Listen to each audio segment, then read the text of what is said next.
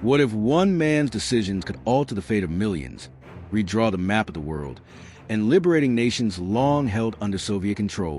In 1985, a relatively young, reform-minded leader rose to power in a vast, struggling empire, a man determined to transform a rigid system, even at the risk of destabilizing it entirely. His name, Mikhail Gorbachev. The gamble he took would not only reshape his country, but also in a global era defined by tension, suspicion, and nuclear brinkmanship. This is the story of the political gamble that changed history. By the early 1980s, the Soviet Union was a nation frozen in time. Economically, it was stagnant. Politically, it was rigid.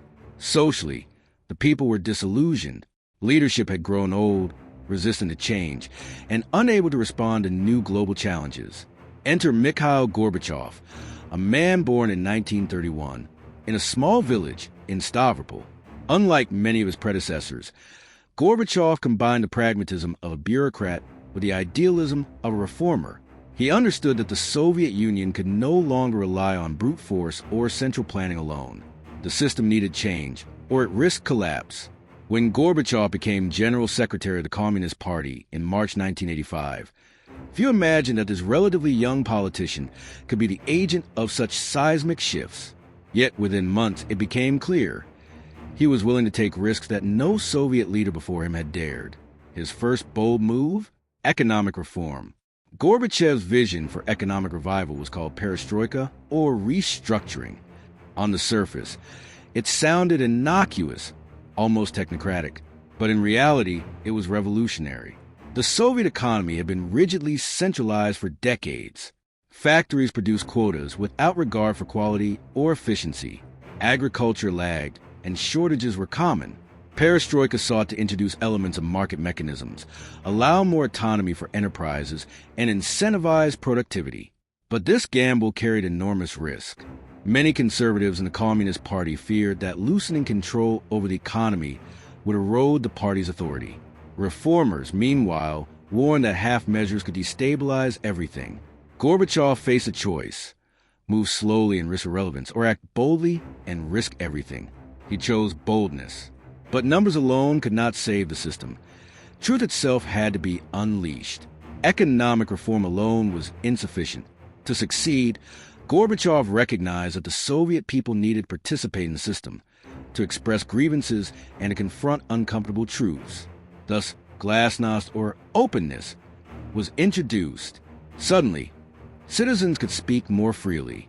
Newspapers began to investigate corruption. Historical taboos were broken. Soviet history, previously sanitized and propagandized, was now discussed openly. People saw the realities of past failures. Stalinist purges, forced collectivization, and the suppression of dissent. This transparency was a double-edged sword.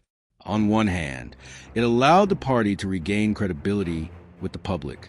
On the other, it unleashed forces that Gorbachev could not fully control. Ethnic tensions, long simmering under the surface, erupted. Nationalist movements in the Baltic states, Ukraine, and the Caucasus gained momentum. The political gamble of openness was reshaping the very fabric of the Soviet Union. Gorbachev's domestic reforms were bold, but he also understood the global stakes.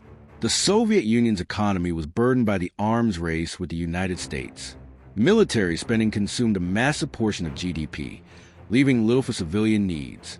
He initiated negotiations with Ronald Reagan and later George H.W. Bush, resulting in landmark arms reduction treaties, including the Intermediate Range Nuclear Forces Treaty of 1987. This was another gamble. Hardliners in the Soviet military viewed disarmament as weakness. Conservative allies feared that conceding to the West would diminish Soviet prestige. Yet Gorbachev calculated that reducing nuclear tension and military expenditure would free resources for domestic reform and possibly save his country from economic ruin. The gamble paid off internationally. Gorbachev became respected globally as a visionary willing to pursue peace rather than dominance. But domestically, the story was far more complex.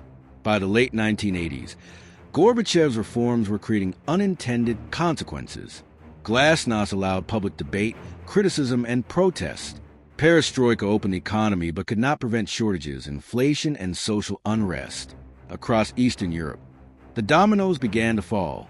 In 1989, the Berlin Wall, the most iconic symbol of the Cold War, fell. Communist governments in Poland, Hungary, Czechoslovakia, and Bulgaria collapsed. Gorbachev faced immense pressure. Should he intervene militarily, as past Soviet leaders would have, or allow history to unfold? He chose non-intervention. This was a political gamble that shocked the world, a superpower refraining from crushing revolutions in neighboring states. It signaled a radical departure from decades of Soviet policy and demonstrated a leader willing to sacrifice traditional control for a vision of peaceful reform.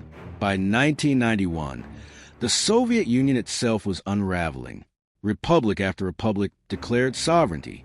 Economic collapse accelerated. Political opposition intensified. Conservative hardliners even attempted a coup in August 1991 to restore old order. Gorbachev survived, but his authority was diminished.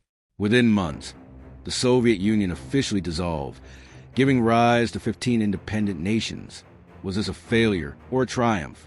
Critics accused Gorbachev of destroying the Soviet Union, leaving behind chaos. Supporters hailed him as a man who ended the Cold War peacefully, averting potentially catastrophic nuclear conflict. The gamble he had taken, openness, reform, non-intervention, had altered the course of history in ways no one could have predicted. Gorbachev's story teaches that leadership often involves high-risk decisions. Understanding the system, Gorbachev knew the Soviet system intimately and recognized its weaknesses. Calculated risk. Every move, from perestroika to non-intervention, was a calculated gamble. Vision over popularity. He pursued reforms despite resistance from powerful elites. Flexibility. Gorbachev adapted his strategy as events unfolded, balancing reform with stability. Yet his story also illustrates the unpredictability of change. Even the most calculated political gamble can unleash forces beyond one leader's control. Today, Mikhail Gorbachev is remembered as a paradox. The last leader of the Soviet Union, yet the man who oversaw its peaceful end, a reformer in a rigid system, a risk-taker in a culture of caution. The Cold War, a decades-long standoff between nuclear superpowers, ended not through force, but through audacious political gambles.